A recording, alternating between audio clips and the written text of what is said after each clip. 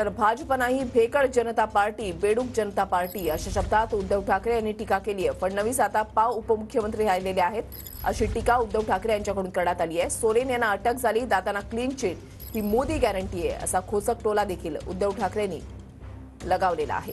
तर मोदींवर आरोप केले तेव्हा सुपडा साफ झालेला असं प्रत्युत्तर मुख्यमंत्री एकनाथ शिंदे यांनी दिलेलं आहे।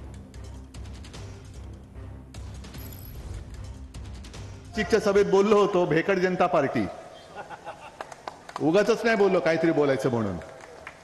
ही भेकडांची पार्टी आहे आणि बेडकांची पार्टी आहे। या पक्षातून त्या पक्षात, त्या पक्षातून त्या पक्षात जाणारे बेडूक जनता पार्टी आणि स्वतःमध्ये काही कर्तृत्व नाही, ना नेते जन्माला आले ना आदर्श जन्माला आले, म्हणून दुसऱ्या पक्षातले घ्यायचे। तर या पक्षाचा नेता चोर करी, त्या पक्षाचा नेता चोर करी, डॉक्टर बाबासाहेब आंबेडकरांना चोरायचं, सुभाषबाबूंना चोरायचं, आपल्या बाळासाहेबांना चोरायचं। काय ही दयनीय अवस्था। विचारशून्य पक्ष आपल्या देशावरती गेले 10 वर्ष राज्य करतोय, ह्याची आता मला लाज वाटते।